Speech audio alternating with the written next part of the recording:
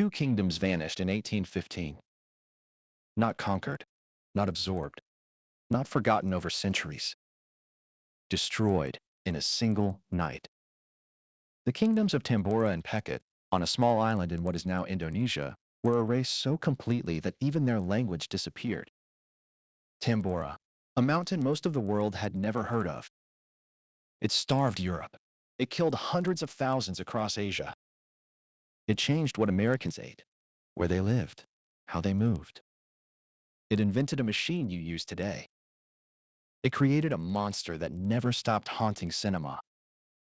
It painted the sky and gave birth to an entire movement in art that scientists wouldn't fully understand until 200 years later.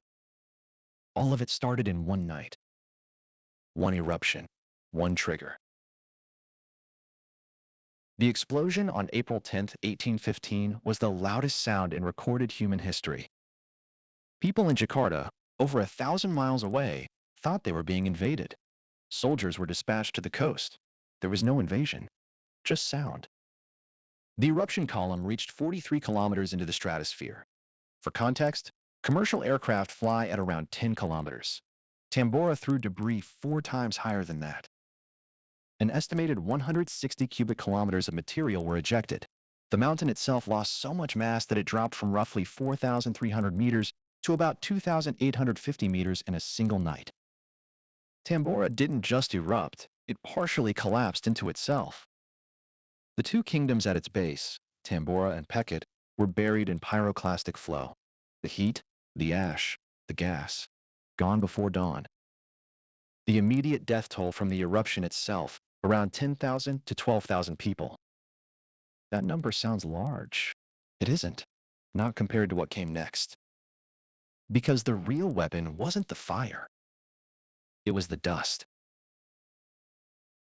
Tambora ejected so much sulfur dioxide into the stratosphere that it formed a veil around the entire planet, invisible, thin, but enough to reflect sunlight back into space before it could reach the ground.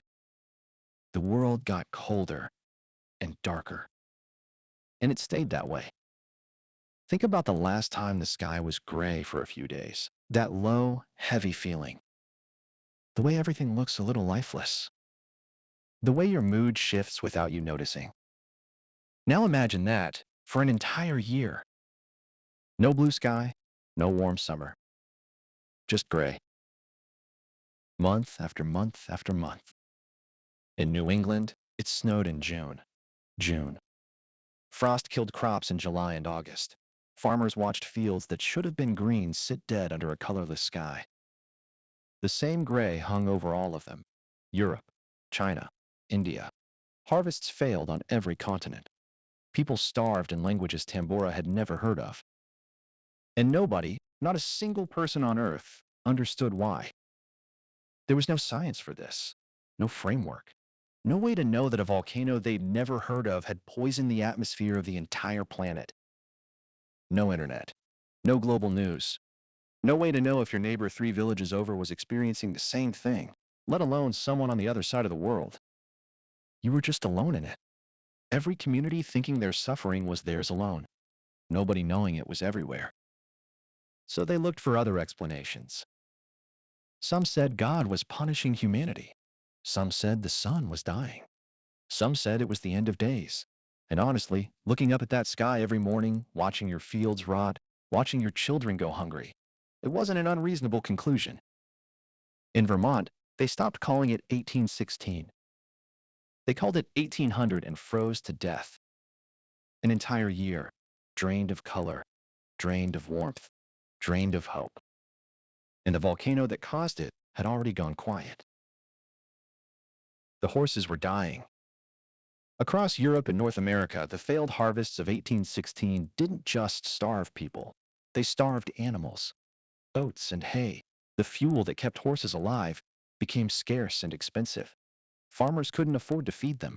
Working horses, transport horses, farm horses, dying in large numbers across the continent. And horses, at that point in history, were everything. They were the engine of the world. No horses meant no farming at scale, no transport, no mail, no movement. A German inventor named Carl von Drais watched this happen and asked a question nobody had thought to ask before. What if you didn't need a horse at all?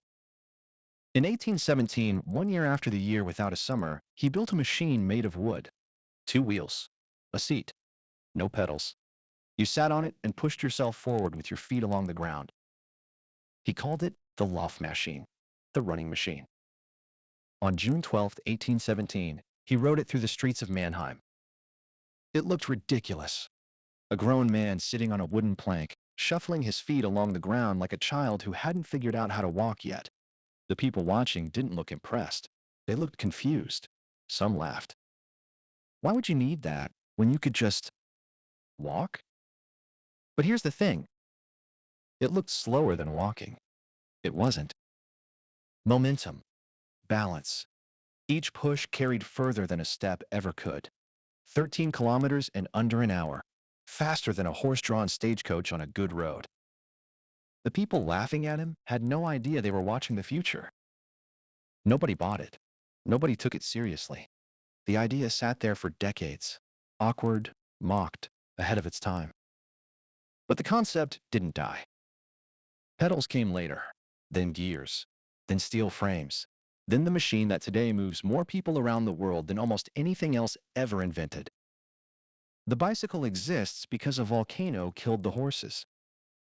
Carl von Drais shuffling down a street in Mannheim, getting laughed at by strangers. That's the origin story. While Europe was starving and Americans were moving west, something else was happening in India. Cholera had existed in the Bengal region for centuries, a local disease, contained, deadly to the people who lived there, but it stayed there. It didn't travel. It didn't spread far. 1816 changed that. The disrupted monsoons brought flooding, failed crops, famine, and then movement. Refugees fleeing empty fields, soldiers repositioning, traders pushing through new routes looking for food and profit. People moving, carrying everything they had, including the disease. 200 years later, the world would learn this lesson again, the hard way. But in 1817, nobody had a word for pandemic yet. Cholera left Bengal for the first time in recorded history. It moved slowly at first, quietly, the way the worst things always do, not with a bang, but with a few unexplained deaths in a village nobody was watching. By 1817, it had reached Persia. By the early 1820s, Russia. By 1826, it was moving through Europe. By 1832, 16 years after Tambora, people were dying of it in the streets of New York City. Cholera didn't care about your address. It killed peasants in Bengal. It killed merchants in Persia. It killed aristocrats in Paris who hadn't bathed in years and masked it with a different perfume every day of the week. Europe didn't fix its water system out of compassion. It fixed it because the disease was killing the wrong people too. The first cholera pandemic killed millions. 3 continents. 15 years. And the people dying in New York in 1832 had no idea their outbreak traced back to a monsoon that failed in India, which traced back to a sky that turned gray over the entire planet, which traced back to a volcano that exploded on an island most of them had never heard of. The chain was invisible. It always is. The gray sky of 1816 didn't just hang over one place. In Europe, grain harvests failed across the entire continent. People in France and Switzerland were eating bread mixed with sawdust. Food riots broke out in the streets of cities that had never seen riots before. In China, the disrupted monsoons brought flooding that drowned entire provinces.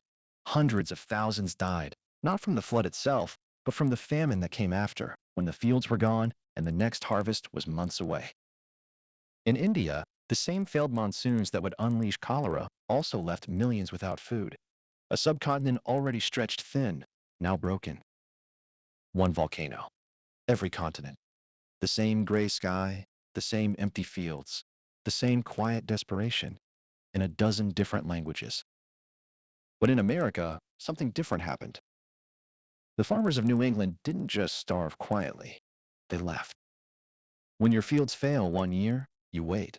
You tell yourself, it's just a bad season. Next year will be different. When they fail again, When June brings frost instead of warmth. When August looks like November. When your children ask why there's no food and you have no answer, you stop waiting. You pack what you can carry. You say goodbye to the house your father built. You look west because west is the only direction that still feels like possibility.